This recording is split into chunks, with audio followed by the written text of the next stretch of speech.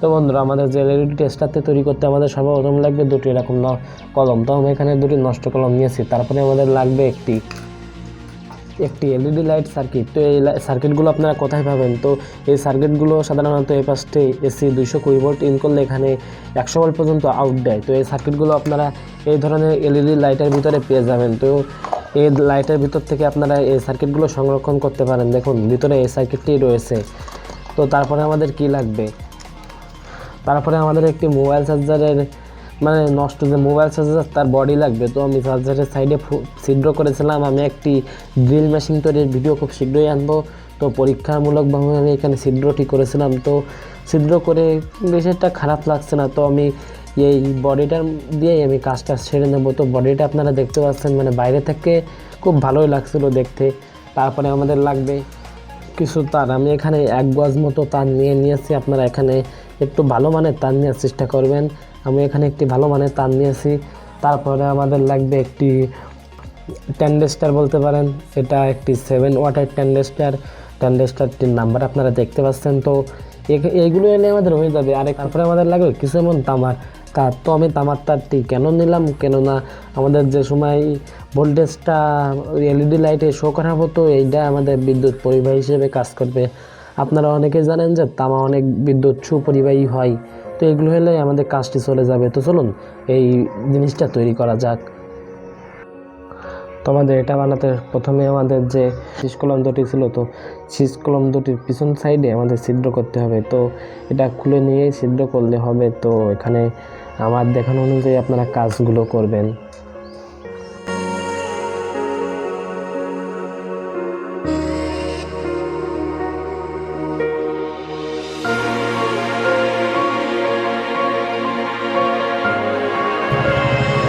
তো আপনারা দেখতে পাচ্ছেন যে দুটি এরকম পিছনের যে সাইডের অংশটুকু ছিল, তো আমি ছিদ্র করে নিয়েছি।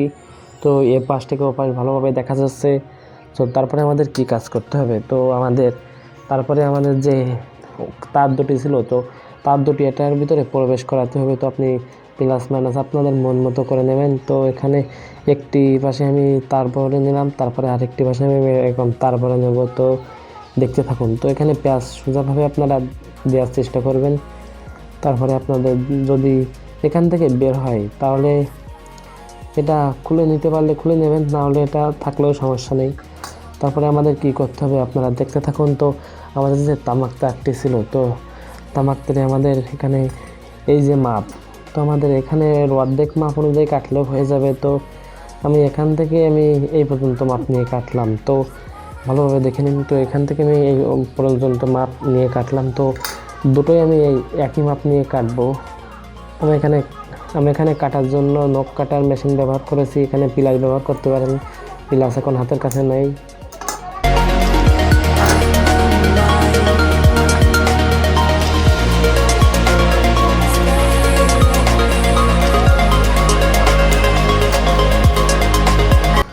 এখন আমাদের যে কপার রাস্তি ছিল বা তামাক তার ছিল, সেগুলো এখানে আগের অংশটুকু ভালোভাবে চেঁচে নিয়ে এর ইনসুলেশনটি ছাড়িয়ে নিতে হবে। তো আপনারা দেখেন কীভাবে আমি কাজটি করি। তো এখানে ইনসুলেশন মধ্যে থাকলেও হবে না। তো এখানে খুব ভালোভাবে ইনসুলেশন ছাড়াতে হবে। তো আমি এখানে দুটি কভার ওয়্যারের ইনসুলেন্স ছাড়িয়ে নিয়েছি। তো প্রথমের দিকে আমি ইনসুলেন্স ছাড়িয়ে নিয়েছি। আপনারা দেখতে পাচ্ছেন যে আমি প্রথমের দিকে এবং শেষের দিকে দুপাশে আমি ইনসুলেন্স বা এখানে আবরণ বলতে পারেন, তো আমি এখানে ছাড়িয়ে নিয়েছি। তো এখন আমাদের যে তার দুটি ছিল, সে তার 1 মিটার মতো লম্বা আমি কেটে নিয়েছিলাম আগে। তো আমি যে কোনো এক প্রান্ত আমি কাউসি দিয়ে বা পেপার কাটার দিয়ে একটু ভালোভাবে লম্বা করে কেটে নিয়েছি। তো এই কাটা অংশটুকু আমাদের কি করতে হবে? তো কাটা অংশটুকু আমাদের যে লোয়ার অংশটুকু ছিল বা কভার ওয়্যারের যে অংশটুকু ছিল, যে ইনসুলেন্স ছাড়িয়েছিলাম, তো সেখানে ভালোভাবে লাগিয়ে নিতে হবে। তো ঠিক এভাবে লাগিয়ে নিতে হবে। তারপরে আমাদের যে কভার ওয়্যারটি ছিল, সোজা করে আমাদের শীষ কলমের ভিতরে প্রবেশ করিয়ে নিতে হবে। ঠিক এভাবে প্রবেশ করিয়ে নিতে হবে এবং মাথাটা আমাদের প্রয়োজন অনুযায়ী বাইরে বের করে নিতে হবে। তো আমাদের দুটো কলমই ঠিক এভাবে কাজটি করে নিতে হবে। তো চলুন দুটো কলমের কাজ এভাবে করে নেওয়া যাক। তো এখানে মাথাটা আমাদের ইনসুলেন্স মাথাতেও ছাড়িয়ে নিতে হবে, কেননা এলইডি চেক করার সময় আমাদের ইনসুলেন্স ছাড়ানোর প্রয়োজন পড়বে। তো আমাদের দুটি কলমেই ঠিক এভাবে আমি কাজটি করে নিয়েছি।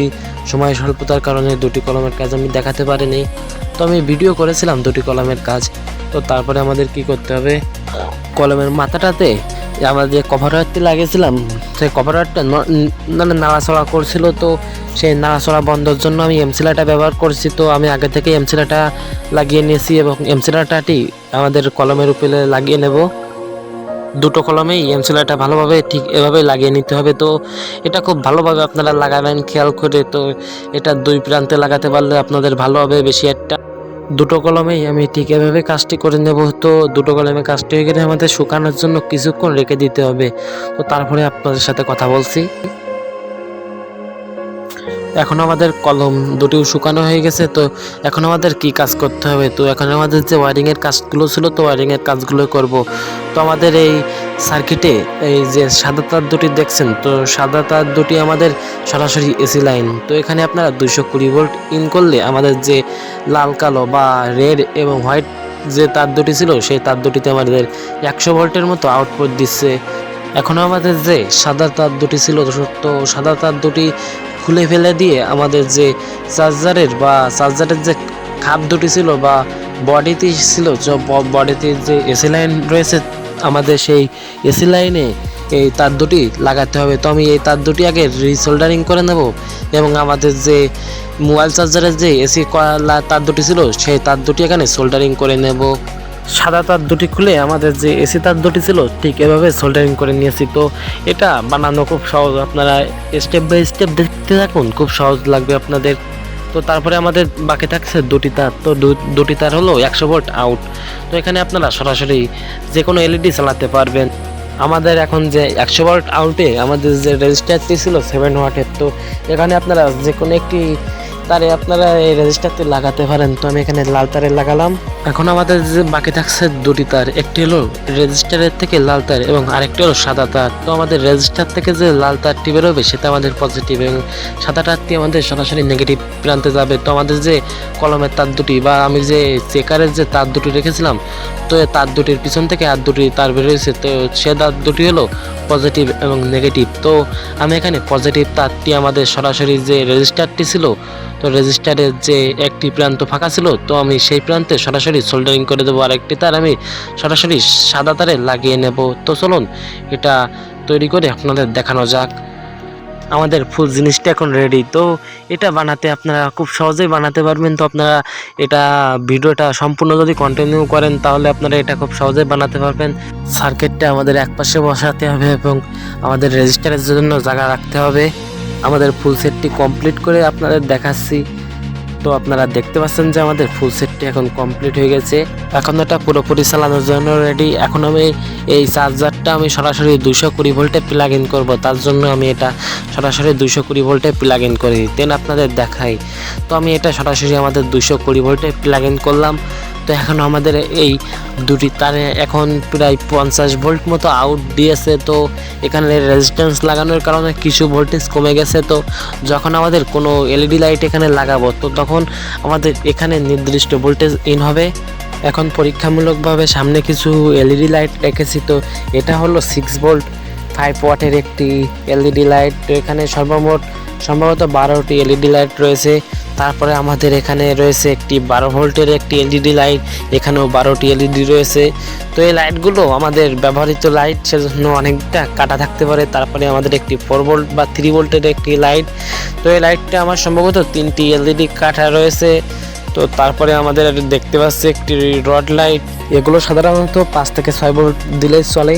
তারপরে রয়েছে একটি 100 ভোল্টের লাইট। তো এই লাইটগুলো সাধারণত আমাদের যে কম দামি লাইটগুলো থাকে তার ভিতরে থাকে। তারপরে আমাদের হাতে রয়েছে একটি 1.5 ভোল্টের একটি এলইডি লাইট। তো এখানে আমি দুটি এলইডি লাইট নিয়েছি, একটি সবুজ কালার আর একটি হলো মিউজিক লাইট। এখন আমাদের এই চার্জারটা প্লাগ ইন করলে আমাদের যে এলইডি লাইট রয়েছে, তো আমি এলইডি লাইটের পজিটিভ এবং নেগেটিভ দেখে দিলে আমাদের অটোমেটিক আমাদের এই লাইটে ভোল্টেজ নিয়ে নেবে। এটা খুব মজার বিষয়। তো এখানে আপনাদের এর মাথায় হাত দিবেন না, কেননা এখানে একটু পজিটিভ ভোল্টেজ বের হওয়ার কারণে আপনার শক অনুভব হতে পারে। তো আপনারা দেখতে পাচ্ছেন এখানে খুব ভালোভাবে লাইটগুলো জ্বলছে। তো এখানে অনেক লাইট থাকার কারণে এটা জ্বলছে না। দেখুন এখানে একটা লাইট জ্বালালেও জ্বলছে এবং লাইটটা কেটে যাচ্ছে না। তো এখানে একটা লাইট জ্বালালে আপনাদের অনেক সময় বেশি ভোল্টেজের জন্য কেটে যায়, তো নির্দিষ্ট ভোল্টেজের জন্য এটা কেটে যাচ্ছে না। আপনাদের পরবর্তীতে দেখাবো সেই 12 ভোল্ট এলইডি লাইট। তো 12 ভোল্ট এলইডি লাইট সবগুলো ভালো নেই, শুধুমাত্র 3টে লাইটই ভালো আছে। তো এখানে আপনারা দেখতে পাচ্ছেন 3টে লাইট জ্বলছে এবং এখানে একটা লাইট জ্বালালো একটা লাইট জ্বলছে। তো এখানে খুব ভালো মজার বিষয় হচ্ছে একটা লাইট 1.5 ভোল্ট হওয়া সত্ত্বেও এখানে কেটে যাচ্ছে না। তো তারপরে আপনাদের একটি 4 ভোল্ট এলইডি লাইট দেখাবো। তো এলইডি লাইটে পজিটিভে পজিটিভ এবং নেগেটিভে নেগেটিভ তার লাগানোর সাথে এটা জ্বলছে। তো তারপরে আপনাদের সেই রড লাইটটি দেখাবো। এটা সাধারণত 4 থেকে 6 ভোল্টেজ সোলার কথা। এখানে এম্পিয়ার কম হওয়ার কারণে এখানে আলোটা খুব ধীরে জ্বলছে, সেজন্য এটা উজ্জ্বল বোঝা যাচ্ছিল না। তারপরে আমাদের 100 ভোল্টেজ যে এলইডি লাইট রয়েছে সেটা জ্বালিয়ে দেখাবো। তো সবগুলো লাইট জ্বলছে, কিন্তু অল্প আলো হওয়া সত্ত্বে এটা জ্বলছে না, কারণ আমাদের চারিপাশে অনেক আলো রয়েছে, সেজন্য এটা আস্তে বোঝা যাচ্ছে। তো এখানে ওয়াট কম থাকার কারণে এটা আস্তে জ্বলছে। আর তারপরে আপনাদের দেখাবো যে 1.5 ভোল্টের যে এলইডি লাইট, বা এখানে সর্বপ্রথম আমি একটি রঙিন লাইট দিয়ে দেখাচ্ছি। তো এখানে ধরা সত্ত্বেও অনেকক্ষণ এটা কেটে যাচ্ছে না, তার মানে এটা অটোমেটিক ভোল্ট নিয়ে নিচ্ছে। তারপরে আপনাদের দেখাবো একটি মিউজিক লাইট। তো মিউজিক লাইটে পজিটিভে পজিটিভ এবং নেগেটিভে নেগেটিভ তার লাগাবো, এবং আপনাদের দেখাবো এখানে পজিটিভ নেগেটিভ একটু কম থাকার কারণে এটা মিউজিক জ্বলছিল না। আপনারা এখানে ডায়োড ব্যবহার করলে মিউজিক হিসেবে জ্বলতে পারে। তো এখন আপনারা দেখতে পাচ্ছেন যে এটা খুব ভালোভাবে কাজ করেছে। আপনারা চাইলে এটা বাড়িতে বানিয়ে দেখতে পারেন। এই ভিডিওটা কেমন লেগেছে অবশ্যই কমেন্ট করে জানাবেন। আপনি যদি চ্যানেলে নতুন হয়ে থাকেন তাহলে চ্যানেলটা অবশ্যই সাবস্ক্রাইব করবেন, এবং অলরেডি সাবস্ক্রাইব করলে আপনাকে অসংখ্য ধন্যবাদ ভিডিওটা দেখার জন্য।